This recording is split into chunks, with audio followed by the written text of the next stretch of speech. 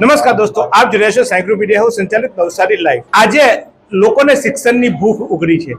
અત્યાર સુધી શિક્ષણનું મહત્વ લોકોને નહોતું સમજાતું, પણ હવે ધીમે ધીમે શિક્ષણ તરફ લોકો જાગૃત બન્યા છે અને નાનામાં નાનો વ્યક્તિ પણ તેનું બાળક ભણે ગણે અને આગળ વધે તે માટે પ્રયત્નશીલ બનતા હોય છે, અથાગ પ્રયત્ન કરતા હોય છે કે મારા બાળકનું ભવિષ્ય ઉજ્જવળ થાય। અને એ માટે શિક્ષણ માટે લોકો આજે જાગૃત બન્યા છે અને સાથે સાથે સરકાર પણ જાગૃત બની છે। શિક્ષણ માટે નવી નવી શાળાઓ બનાવી રહી છે। ત્યારે નવસારીના કાલિયાવાડી ખાતે જે જૂની જર્જરિત શાળા હતી તે દાતાઓના સહયોગથી અહીંયા ભવ્ય શાળાનું આ મકાન બનાવવામાં આવ્યું છે અને આજે લોકાર્પણ કર્યું છે નવસારીના ધારાસભ્ય રાકેશભાઈ દેસાઈ, અહીંના સ્થાનિક અગ્રણી ઓમપ્રકાશભાઈ અગ્રવાલ અને નવસારીના શહેરી ભાજપના હોદ્દેદારો અનેક લોકોની ઉપસ્થિતિમાં આજે આ શાળાનું મકાન ખુલ્લું મૂકવામાં આવ્યું। જુઓ છો તે રીતે શાળાની ઇમારત પણ હવે ભવ્ય છે, કારણ કે આપણા મકાનો ભવ્ય બન્યા તો સંસ્કૃતિ ધામો અને સંસ્કાર ધામો પણ ભવ્ય બન્યા, તો સાથે હવે શાળાઓ એટલે કે મા સરસ્વતીના સંકુલો પણ ભવ્ય બનવા જોઈએ, એટલે ભવ્ય બન્યા છે। ત્યારે આજે ઉદ્ઘાટન રાકેશભાઈ દેસાઈના હસ્તે કરવામાં આવ્યું છે। શિક્ષણ સમિતિના ઝઘડીને બનેલા યથાવત રહેલા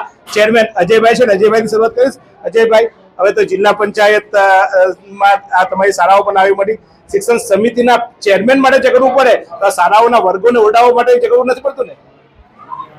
એવી કોઈ પેલી પરિસ્થિતિ નથી।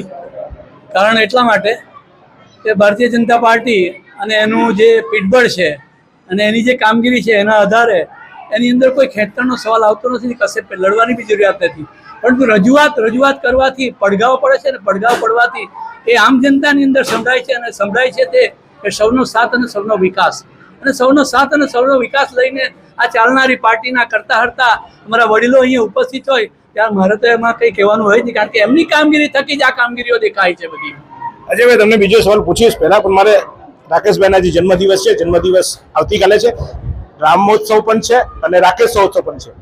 જન્મદિવસની પૂર્વ સંધ્યા આગલા દિવસે આપણે આ એક શિક્ષણ ધામનું ઉદ્ઘાટન કર્યું। મંદિરો તો બહુ ખુલે, પણ શિક્ષણની શાળાઓ ખુલ્લી બહુ મહત્વની હોય છે અને બહુ જરૂરી હોય છે। આજે એક શાળાનું ભવ્ય મકાનનું લોકાર્પણ કર્યું, ત્યારે શું કહેશો? આ કાલિયાવાડી પ્રાથમિક શાળાનું ભૂમિપૂજન પણ અમે કર્યું હતું અને આજે લોકાર્પણ પણ અમે કરી રહ્યા છીએ। આપણા આદરણીય વડાપ્રધાન શ્રી નરેન્દ્રભાઈ મોદીજી કહે છે કે અમે તો જે કંઈક કામોનું ખાતમુહૂર્ત કે અમે જ કરીએ અને લોકાર્પણ પણ અમે જ કરીએ, એ જે પ્રણાલી છે એને અનુલક્ષીને જે વર્ષો પહેલાંના જે વાત હતી કે ખાતમુહૂર્ત થાય, પથ્થર ગોઠવાય અને પથ્થર ક્યાં જતો રહે ખબર બી નહીં પડે, એ પરિસ્થિતિ આ 2014થી આ દેશની નથી અને નથી। જે કંઈ ખાતમુહૂર્ત થાય એને પ્રજા અર્પણ કામોનું કરવું એ અમારી લોકસેવકોની ફરજ છે અને એને અનુલક્ષીને આ એક જ વર્ષની અંદર 182 લાખના ખર્ચે આ કાલિયાવાડીની પ્રાથમિક શાળાનું ભૂમિપૂજન પણ અમે કર્યું ને આજે આ લોકાર્પણ કરી રહ્યા છે। આ શિક્ષણનો યજ્ઞ જે નરેન્દ્રભાઈ આદરેલો છે કે શિક્ષણ થકી સમાજના છેવાડાના કુટુંબને સમાજના મુખ્ય પ્રવાહમાં લાવવું, એ યજ્ઞના ભાગરૂપ મેં અત્યારે જ ગણાવ્યા કે મારી નવસારી વિધાનસભામાં પણ અસંખ્ય પ્રાથમિક શાળાઓના મકાનના ભૂમિપૂજન થયા, લોકાર્પણ થયા અને અત્યારે પણ મારી વિધાનસભામાં 4 સ્કૂલોનું કામ ચાલી રહ્યું છે। એ જ બતાવે છે કે શિક્ષણને માટે પાયાની સુવિધા છે શિક્ષણ, એટલે એને માટે આ સરકાર કેટલી ચિંતિત છે। અને આ કાલિયાવાડી પ્રાથમિક શાળાના જે કંઈક ભૂલકાઓ અહીંયા અભ્યાસ કરી રહ્યા છે એમને પણ હું શુભેચ્છા પાઠવું છું અને અહીંયાના શિક્ષકગણને પણ હું શુભેચ્છા પાઠવું છું। અસ્તુ। રાકેશભાઈ, આમ તો બધી શાળાનું મકાન ભવ્ય બને છે, પણ શાળામાં બાળકોની હવે ઘટ થઈ છે।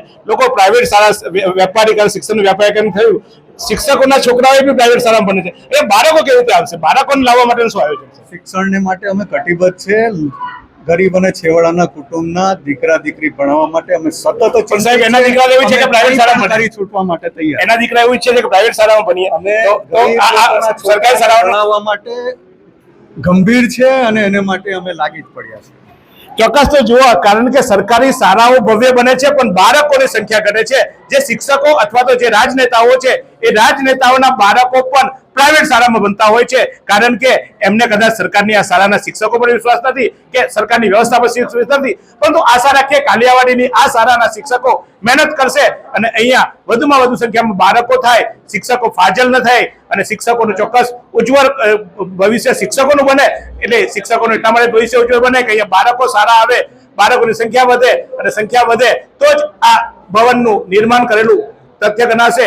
આશા રાખીએ આ શાળા હરે ફરે અને સંકુલ ખૂબ રધિયાળું બને અને અહીંયા આવનારા બાળકોની સંખ્યા સતત વધતી રહે અને લોકો શિક્ષણનો લાભ મેળવતા રહે. જોતા રહો આજ રીતે નવસારી. 22 વર્ષથી દરરોજ લાખો જીવનોમાં આશા અને આરોગ્યનું પ્રકાશ આપતી Kejal life inn multi speciality hospital. અદ્યતન સુવિધા સાથેની હોસ્પિટલ, અનુભવી ડોક્ટરો અને ટેકનોલોજી સહિત ઓપરેશન થિયેટર્સ, આઈસીયુ અને એનઆઈસીયુ વિભાગ, 24 કલાક ચાલતી ઇમરજન્સી સર્વિસીસ, મેડિકલ સ્ટોર અને લેબોરેટરીની સુવિધા પણ ઉપલબ્ધ છે. હોસ્પિટલ સેવાઓ જેમ કે ઓર્થોપેડિક વિભાગ, મગજ અને સ્પાઇન વિભાગ, યુરોલોજી અને હૃદય રોગ વિભાગ, જનરલ સર્જરી વિભાગ, ઈએનટી અને ગેસ્ટ્રોએન્ટરોલોજી વિભાગ, બાળ રોગ વિભાગ, ફિઝિયોથેરાપી સુવિધા, ડેન્ટલ, મનોચિકિત્સા વિભાગ, સ્કિન એસ્થેટિક અને પ્લાસ્ટિક સર્જરી વિભાગ અને 800થી વધુ ડાયાલિસિસ કરતું નવસારીનું એકમાત્ર ડાયાલિસિસ સેન્ટર. પરિવાર દીઠ 10 લાખ સુધીની પ્રધાનમંત્રી જન આરોગ્ય આયુષ્માન યોજના કાર્ડની સુવિધા અને વાહન અકસ્માતના સમયે 50,000 સુધીની વાહન અકસ્માત સહાય યોજના અને કેશલેસ સુવિધા પણ ઉપલબ્ધ છે. Kejal life inn multi speciality hospital. તમારું સ્વાસ્થ્ય અમારું ધ્યેય.